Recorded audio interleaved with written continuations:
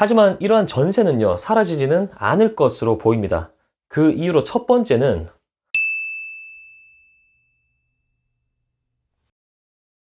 안녕하십니까. 부동산 익히는 부자들 지수환입니다. 오늘은 이 전세 제도가 과연 사라질 것인가에 대해서 한번 이야기를 해보려고 합니다. 최근에 이 전세 사기 사건으로 인해서 정부든 여론에서든 전세가 없어질 거라는 주장이 굉장히 많이 제기가 되고 있습니다. 그런데 사실 이러한 전세 제도가 없어질 거라는, 폐지가 돼야 된다는 이야기는 사실 예전부터 있어 왔습니다.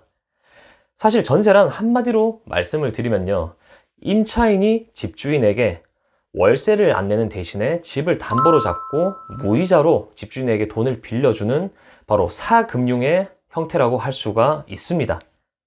자, 그러니까 과거에는요, 이 금융 시스템이 굉장히 불편했고 대출이 어려웠던 시절에 이 전세라는 사금융을 통해서 적은 자기 자본으로도 자가를 소유함으로 인해서 자산을 증식할 수 있는 수단으로 활용이 되어 왔다는 건데요.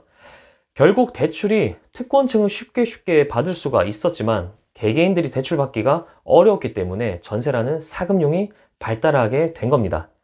하지만 앞으로는요, 이런 금융 시스템이 발전을 하면서 사금융의 형태였던 이 전세가 사라질 것이라는 그러한 주장들이 있어 왔던 거죠. 거기다가 최근에 국토부 장관의 전세 제도는 이제 수명을 다했다라는 이러한 강력한 발언도 전세제도 폐지에 힘을 실어주고 있었습니다. 하지만 이러한 전세는요, 사라지지는 않을 것으로 보입니다. 그 이유로 첫 번째는 먼저 전세는 사금융만의 역할로 존재를 해왔던 게 아니라는 겁니다. 이러한 전세는요, 집주인과 임차인이 모두 윈윈할 수가 있는 정책이었습니다. 집주인은 소액으로 재산을 늘릴 수가 있고요, 임차인의 경우에는 집을 직접 매수하는 것보다는 훨씬 더 적은 비용으로 일정 기간 동안 안정적으로 거주를 할 수가 있기 때문입니다. 최근 OECD에서 발표했던 자료에 따르면은 OECD 38개국 중에서도 대한민국이 소득 대비 주거비가 가장 싸다라는 결과가 있었습니다. 이게 바로 월세보다 주거비가 훨씬 더 적게 들어가는 전세 제도 덕분이라는 겁니다. 즉, 양쪽의 수요가 사라지기는 힘들다라는 이야기죠. 두 번째 이유로는요, 역전세난이 곧 해소가 될 것으로 보이기 때문입니다. 최근에 역전세난과 이러한 전세 사기 사건으로 인해서 전세 폐지 목소리가 굉장히 높아졌던 건데요. 그 중에서 역전세난의 가장 중요한 원인은 전세자금 대출의 금리가 월세보다 훨씬 더 높아졌다는 점과, 그리고 전세 사기 사건으로 인해서 보증금을 돌려받지 못할 수도 있다는 불안감이 가장 중요한 원인이었습니다. 하지만 최근 들어서 서울 아파트의 월세 비중이 2년 전 수준으로 다시 낮아졌다는 조사 결과가 나왔는데요.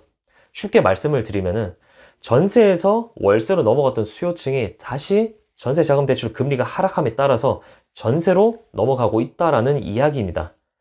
즉, 전세 수요가 다시 늘어나고 있기 때문에 역전세난은 멀지 않은 미래에 해소가 될 것으로 예상할 수가 있겠습니다. 그리고 마지막 세 번째 이유로는요, 전세 제도가 없어지면 월세 가격이 폭등할 수밖에 없다는 점입니다.